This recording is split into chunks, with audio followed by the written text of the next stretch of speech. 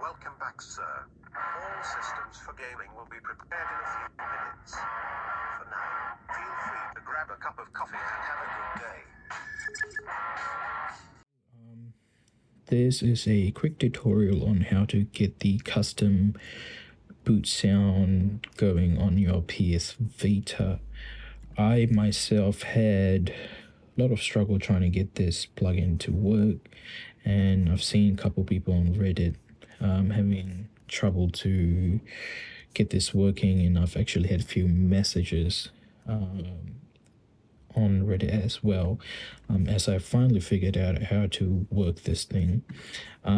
There's not much videos and stuff on YouTube, so thought to just quickly record this and upload it. So anybody's watching this in 2, 3, 4 years time, or even now, can just know what the fuck they're doing. So the actual plugin is called Vita-BootSound, and it's from this dev here. I'm not even gonna attempt to pronounce that. You can actually download this plugin from Auto Plugin from PS Vita, which I will show. So for the people that doesn't like Auto Plugin for some reason, apparently it breaks their PS Vita and whatnot. I haven't had that experience. Just have to make sure you don't go crazy and install all sorts of crap.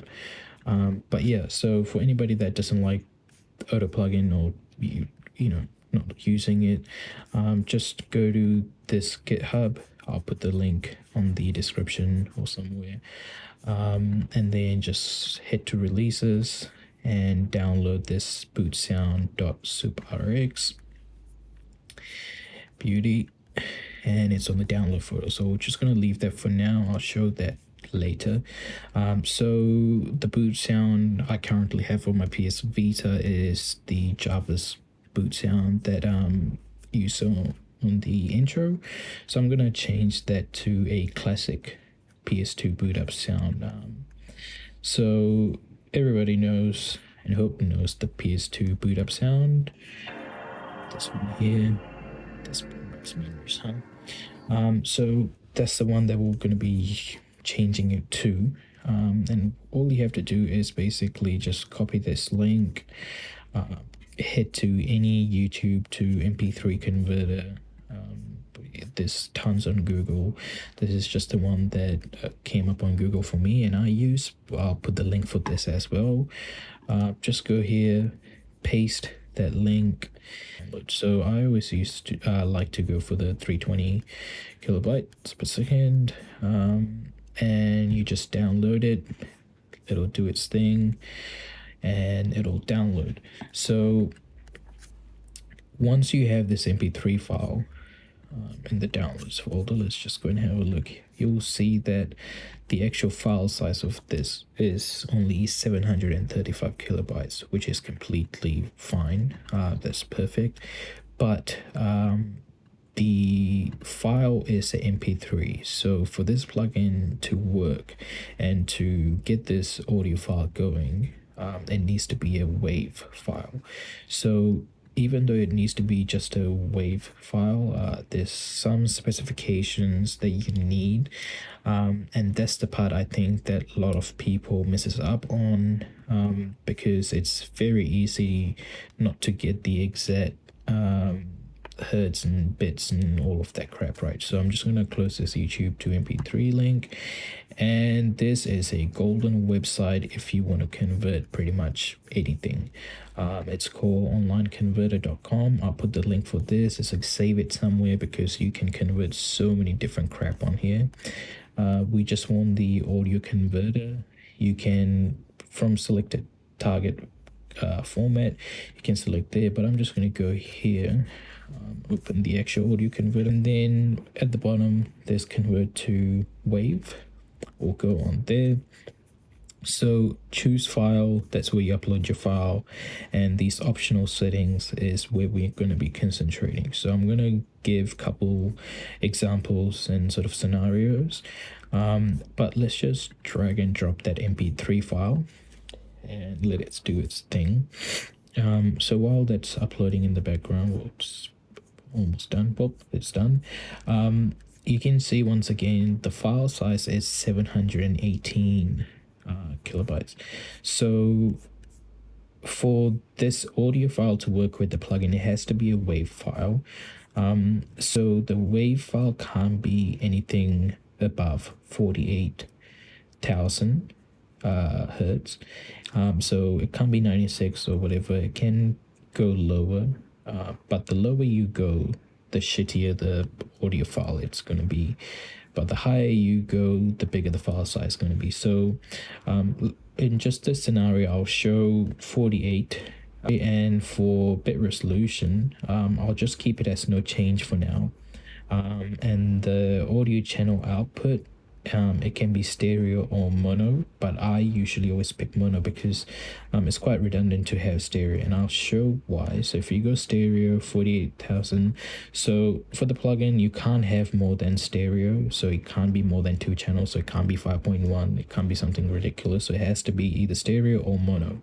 But I always pick mono, and I'll show you why. So I'm just going to pick stereo, 48,000, and I'm just gonna start. So this is the ideal conversion that you would need for this plugin to work, but you can see when you do that, it's at 3.35 megabytes, and we started from a 735 kilobytes file, but the conversion to WAV has now turned into a 3.35 megabytes, and this is where sort of you need to play around, and it's a bit of trial and error trying to get that file size under 1 megabyte.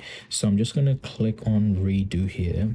While that's loading, I'm just going to head into the downloads folder, and you can see that WAV file is 3.35 or 3.5. So I'm just going to delete that one. And so the file's already uploaded. I'm just gonna leave the frequency at 48,000 and show why I always use mono. So we had the stereo before, which was a 3.5 megabytes. I'm just gonna change it to mono, so it's just that one change, and I'm gonna start the conversion, and you can see that the actual file size has gone from 3.35 to 1.68 megabytes, and that's a lot that we have saved just from converting it from being stereo to mono, which is great. So depending on your file sizes that you have, like depending on how long is your boot sound or whatever, you're gonna have to play around with this. So 1.8 megabytes, and that's a WAV file. We don't need that because it needs to be under 1 megabyte, or else it would not work. So I'm just going to put that to the bin. So we still have our MP3. I'm just going to click on redo here. If you want to do a different file, you can go convert another file, but I'm just going to redo so I don't have to keep uploading. So while it's loading up, from the optional settings, change bit resolution. Depending on how big or what's the quality on the file and where you got it from, the resolution could be anywhere. But the thing is, if it's 24, 32 bits, even 16-bit, the file sizes can be a bit larger, on the larger side. But if it's 8-bit, it's going to be a shit file, and it's going to be all crackling. So sort of in the mid ground, because it's just a startup sound and it doesn't have to be amazing 5.1 sound, so I always just usually put on 16-bit because it's sort of the middle ground. The audio plays perfectly. And for the frequency, it's very rarely that I would do 48,000, just because of how the file sizes work. So you just go down, you can do one by one and just sort of use your common sense depending on what the file size is. But just remember that the lower you go, the shittier and low quality your audio file is going to be. So let's say for this scenario, I'm just going to do 24,000, and I'm going to put the audio channel to mono, and I am going to convert that and start it up. And you can see now we have our WAV file at 858.85 kilobytes, which is perfect because that's under 1 MB. So I'm just going to minimize my browser, and you can see we have the MP3 file and we have the WAV file. So we don't need the MP3 file anymore. I'm just going to delete it so it's not confusing. And that's the WAV file, and that's the actual plugin itself. So there you can connect PS Vita. That can be by USB, or you can take your SD card out, whichever way that you would like to, but I like to do it through FTP. So this is my PS Vita. I don't think it's actually, it was from the last connection. So what you do is you go onto your PS Vita and then go onto Vita Shell, and all right, sweet. So the FTP is running, and I'm just going to connect to my PS Vita. Beautiful. So now that I'm in my PS Vita, this is something that I like to do. So I like to go to the UXO folder, and I have a folder that names boot sounds. And so from the boot sounds, I like to have the actual boot sound files on here with then names on them. So whenever I want to change the actual boot sound, depending on a theme or whatever, I can just do that without having to rely on computer reconverting and whatnot.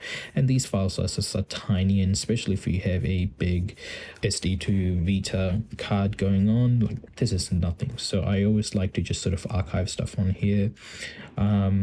And just keep them on the UXO folder. So the place that you actually place the boot sound is under URO, one right here. I'll show this on the actual Vita shell as well, but I'm just going to do it here because it's going to be easier. And once you're under URO, you're going to the Thai folder. So for my Vita, it's the third one from all the way at the bottom. So just head into the Thai folder, and all the way up the top, starting with B, you can see that boot sound soup RX is on the Thai folder. So URO Thai soup RX. So if you don't have that, or you didn't use auto plugin, so this is this file that we downloaded from GitHub. That's where it needs to go. And this boot sound here that I have, that's actually the Jarvis one that was on the intro. I'm going to delete that one. Sweet, it's deleted. And I'm just going to get this PlayStation 2 one. I'm going to just name it PS2 and just drag and drop that onto there, and it'll be Thai. It will be under Thai, so you can see the PlayStation 2. So this file itself, it actually needs to be named boot sound, which will go right under this Super RX, the boot sound. But I'm just going to rename it on the PS Vita itself and record that, just so you guys can get an idea how this sort of works. I'm just going to head to the Vita now. All right, so now we are on my Vita. I'm just going to disconnect from the FTP. Just gonna press circle. If you don't know how to connect your PS Vita to FTP, just press the actual start itself, and then just make sure that your USB device is the SD2 Vita, and under select button you can change USB or FTP. So I have FTP, so when you press select, it'll give you the FTP and you can connect, and you'll see that little icon there, and then you can connect to your computer that way, or you can take the SD card out, or you can plug a USB cable in. So I'm just going to disconnect again. So from here, let's go to the UXO folder, and you can see that I have the boot sound. It's a custom folder that I just made. So if you want to make a folder, you just press triangle, go to new, and then new folder, or you can do this from the computer. And then I have all of my boot sounds in here. This is actually not all, this is all some.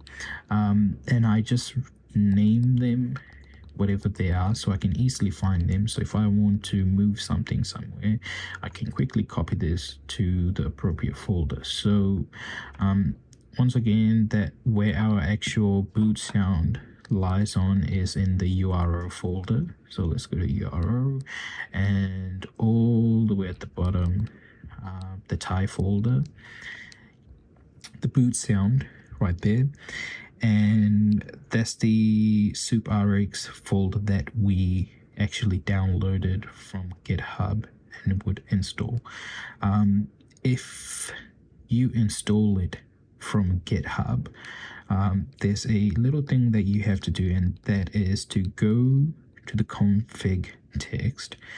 So it's still under URL Thai, and then you go to the config text, and then just not under the kernel, go all the way to where it says main, and under main, just make a new line, and you do that by pressing triangle, and you can go insert empty line, and then you just need that Thai/BootSound SoupRx to be on there.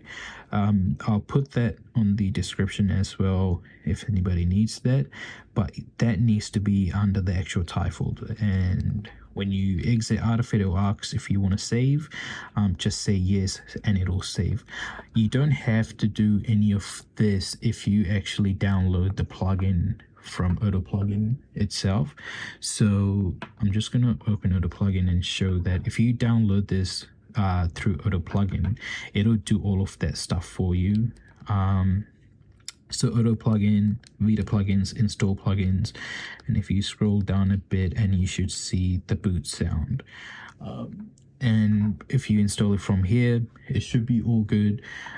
Just install, and it should be under your Thai folder, and also the config text will be done by itself, and you don't have to do it manually. So we just quickly go to Vita shell again. So we're still under URL, and going to the Thai folder, we put on here the PlayStation 2 sound. So right, that's still named ps2.wave. You can do this bit on the computer and put it on. I just wanted to do it this way so I can just show sort of multiple ways and where the folders and stuff are on the actual Vita shell app on the actual Vita. So the PlayStation 2, I'm just gonna press triangle on that and then go to rename, and that is hella bright. Okay, that's good. I'm just gonna take all of that PS2 thing out, and then just type up boot sound. Beautiful. There you go, boot sound. And you can see now, if you go to the top, you have the boot sound SoupRx, and right underneath it, this boot sound.wave. So from there onwards, that's pretty much it. As long as you have got the correct file size, and use the converter tool that I showed, and make sure that it's 16-bit and it's mono, and nothing more than 48,000 hertz, you should be fine. So just going to exit Vita shell and then click on restart.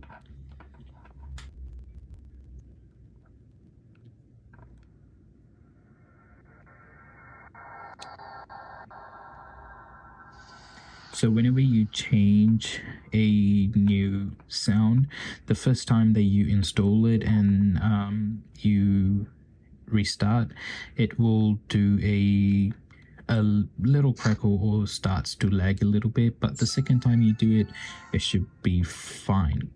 So just as an example, let's just go to my boot sound to show you why I actually have this. So let's say I want to change my boot sound full thing.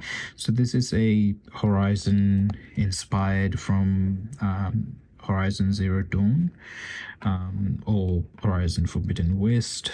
I've made this boot sound myself, so I'm just going to go to the URL folder. Let's go to Thai, and I'm just going to paste it on there, and you can see Horizon.wave is now under the Thai folder. I'm just gonna delete this boot sound, and we'll just head to the Horizon. There. So triangle, rename. We'll just leave the wave in there, change it to boot sound, press enter, and it'll be right back where it's supposed to be, boot sound.wave, and that's it. And now you have changed the boot sound to completely something else, and it's great when you have just all of those boot sounds on your PS Vita. You can just change it anytime. And if you just have the extra boot sound name rather than everything being boot sound, you'll know which one it is, and you can just copy paste. So if we exit out of Vita shell and then do another restart, so this boot sound, it's being worked on. I've made my own Horizon theme, and so this is for anybody that who knows the Horizon franchise. It's a Thunderjaw and a couple of other machine sounds I've mixed together, which is really cool when you have the Horizon theme on.